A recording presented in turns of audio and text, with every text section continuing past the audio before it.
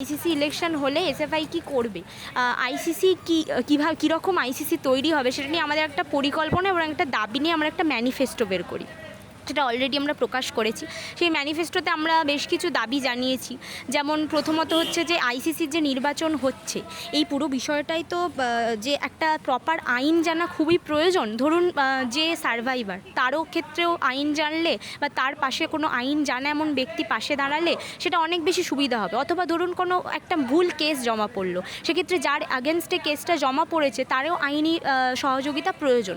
ফলত একটা প্রপার আইন জানা কোনো ব্যক্তি আইসিসিতে থাকা প্রয়োজন। তাই আমরা বলেছি আইসিসিতে যে নির্বাচিত ছাত্র প্রতিনিধি এবং গবেষকদের ক্ষেত্রেও নির্বাচন হয়ে গেছে অলরেডি, তো তাদের পাশাপাশি একজন আইন বিশেষজ্ঞ, একজন এনজিও কর্মী এবং একজন মনোবিদ। কারণ আমরা জানি যে সার্ভাইভার তার মানসিক অবস্থা কেমন মধ্যে দিয়ে সে চলে, ফলত এই রকম ব্যক্তিদের আইসিসিতে অবশ্যই করে রাখতে হবে।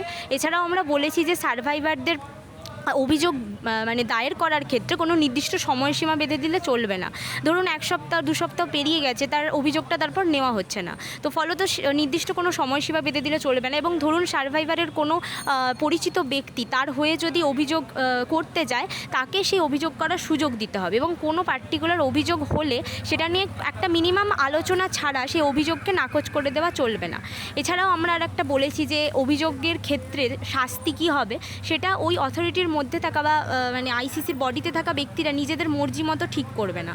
অভিযোগ এবং সেই অভিযোগ বা দোষের সে কী শাস্তি হবে সেটা একটা প্রপার গাইডলাইন একটা প্রকাশ করতে হবে অথরিটিকে।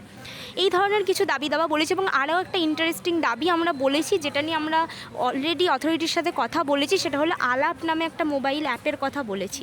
এই আলাপ হচ্ছে abuse locating and application app, যেটা কিনা সমস্ত স্টুডেন্ট প্লে স্টোর থেকে ডাউনলোড করতে পারবে, যাদবপুর ইউনিভার্সিটির সমস্ত স্টুডেন্ট। এই অ্যাপটা একটা এসওএস সিস্টেম হবে। ধরুন ক্যাম্পাসের মধ্যে বা ক্যাম্পাসের বাইরে কোনো স্টুডেন্ট যদি বিপদে পড়ে, সে একটা সিঙ্গেল বাটন প্রেস করলে অথরিটির ব্যক্তিরা এবং আইসিসিতে যারা যারা থাকবে সকলের কাছে নোটিফিকেশান যাবে, ফলে ইমিডিয়েট বেসিসে তাকে নিরাপত্তা দেওয়ার জন্য আমরা এই আলাপ অ্যাপটির কথা বলেছি। তো এইগুলো আমাদের আপাতত কিছু দাবি। আইসিসি গঠন হলে আইসিসিটা যাতে নামেই আইসিসি না থাকে এবং আইসিসি যাতে প্রপারভাবে কাজ করে, সেজন্য আমরা বলেছি যে প্রত্যেকটা ইউজি এবং পিজি প্রত্যেকটা ব্যাচে বছরে অন্তত 2 বার করে একটা বাধ্যতামূলক ওয়ার্কশপ করতে হবে। এবং সেই ওয়ার্কশপে আইসিসি কী, প্রাথমিকটা এটা হতে হবে যে আইসিসি কী এবং আইসিসির বডিতে যারা যারা আছে তাদের সাথে প্রত্যেকটা স্টুডেন্টদের আলাপ পরিচয়ের মাধ্যমে সেই ওয়ার্কশপটা শুরু হতে হবে। এইরকম আমরা কিছু কথা বলেছি। এবং ধরুন ক্যাম্পাসের মধ্যে খালি না, মেস পিজির ঘটনাকেও আইসিসির অভিযোগের ক্ষেত্রে আইসিসির মধ্যে জায়গা দিতে হবে। এরকম আমরা কিছু দাবি দাওয়া রেখেছি। তো আইসিসি হলে আইসিসিটা যাতে প্রপারভাবে কাজ করে সেটার দিকে আমরা অবশ্যই গুরুত্ব দেব।